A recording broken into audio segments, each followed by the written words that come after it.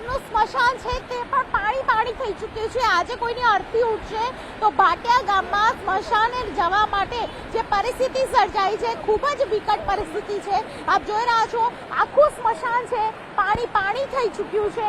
સ્મશાનની અંદર પણ એટલું બધું પાણી ભરાઈ ગયું છે કે ભટ્ટીઓમાં પણ પાણી ભરાઈ ગયું છે। આ પરિસ્થિતિને લઈને સ્થાનિકોએ કીધું કે તમે અંદર જઈ નહીં શકો, પરંતુ હાલની પરિસ્થિતિની અંદર પણ જુઓ સ્મશાનમાં જે પ્રકારે પાણી ભરાયું છે। ભાટિયા ગામની અંદર લોકો જ્યારે અહીંથી પસાર થશે ત્યારે કેવી પરિસ્થિતિ થાય છે, મારી સાથે લોકો છે તેમની સાથે પણ વાત કરીશું, કારણ કે આખા ગામની અંદર પાણી સીધું અહીંથી પસાર થઈ રહ્યું છે। તમારી સાથે વાતચીત કરવી છે, થોડા નજીક આવો, મને કહો કે આ પાણી આ સ્મશાનની અંદર આજે કોઈની અર્થી ઉઠશે, કેવી પરિસ્થિતિ સર્જાશે? બેન, ખરેખર ખૂબ ગંભીર પરિસ્થિતિ સર્જાય છે દર ચોમાસે। અહીંયા આ તો આ વખતે તો વધારે વરસાદ છે, પણ દર વખતે આ સમસ્યા હોય છે। થોડો પણ વરસાદ થાય 4-5 ઇંચ વરસાદમાં આ રસ્તો બ્લોક થઈ જાય છે, અથવા સ્મશાન જવા માટેનું બ્લોક થઈ જાય છે। સ્મશાનમાં જઈ શકાતું નથી। અહીંથી આગળ મારે જવું છે, કયા રોડ પરથી જઈશું? આગળ કયા રોડ? આ હર્ષદ પોરબંદર ને જોડતો રોડ છે। અહીંથી હર્ષદ પોરબંદર અને બીજી બધી જગ્યાએ જોડતો આ મુખ્ય રોડ છે, અને ક્રેન ઇન્ડિયા કંપની તરફ પણ અહીંયાથી જવાય છે, અને ભોગાત અને એ બધા વિસ્તાર અહીંયાથી જ લાગે છે। પાણીનો પ્રવાહ એટલો છે કે અહીંયા અમે ઊભા પણ નથી રહી શકતા, કારણ કે પાણી સીધું આ બાજુ અમને ખેંચી જઈ રહ્યું છે। અહીં ગામની અંદર વરસાદી પાણી એ હદે ભરાઈ ગયા છે કે જે આપને બતાવવા માંગીશ પાછળના દ્રશ્યો, જે પાણી ખાસ કરીને ગામમાં ઘૂસ્યું છે। ભાટિયા ગામ આખું પાણી થઈ ચૂક્યું છે।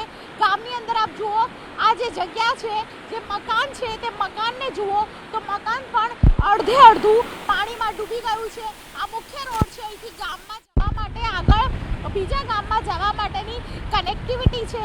એ કનેક્ટિવિટીને લઈને પણ ત્યાં લોકો પણ વિચાર કરી રહ્યા છે કે અહીંથી આ પાણીમાંથી પસાર થવું કે નહીં। પાણીનો ફોર્સ એટલો બધો છે કે અહીંથી પસાર થતા લોકો છે વિચાર કરી રહ્યા છે। કેમેરામેન અમિત શર્મા સાથે દીપિકા ખુમાણ, ન્યૂઝ 18 ગુજરાતી, કલ્યાણપુર તાલુકો, દ્વારિકા।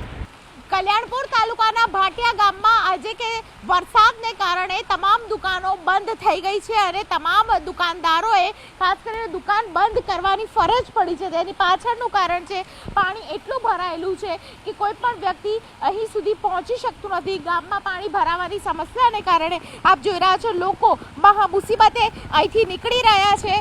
લોકો સાથે પણ વાતચીત કરીશું। ભાઈ, ગામના રહેવાસી છો? ભાટિયા ગામના રહેવાસી છે।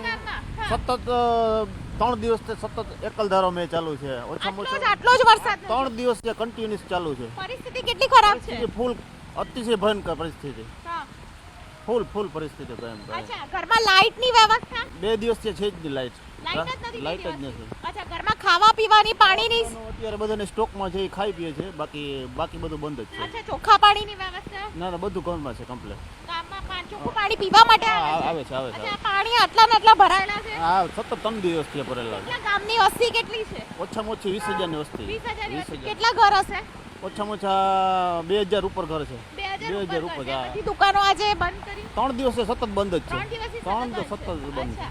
મેડિકલ સુવિધા કેવી રીતે મળે છે તમને લોકોને? મેડિકલ સુવિધા માટે શું છે? નહીં, હોસ્પિટલ છે અને મેડિકલ ખુલ્લા છે। મેડિકલ ખુલ્લા છે તો મેડિકલની દુકાનો ખુલ્લી રાખી છે, પરંતુ હોસ્પિટલ અને મેડિકલ દુકાન સિવાય આપ જોઈ રહ્યા છો તમામ દુકાનો છે તે બંધ કરી દેવામાં આવી છે, કારણ કે ભાટિયા ગામમાં પાણી એટલા ભરાઈ ગયા છે। છેલ્લા 3 દિવસથી આ પ્રકારના વરસાદને કારણે ગામના લોકો છે ખૂબ જ પરેશાની ભોગવી રહ્યા છે। છેલ્લા 3 દિવસથી ગામના લોકો લાઇટ વગર રહેવા માટે મજબૂર બન્યા છે।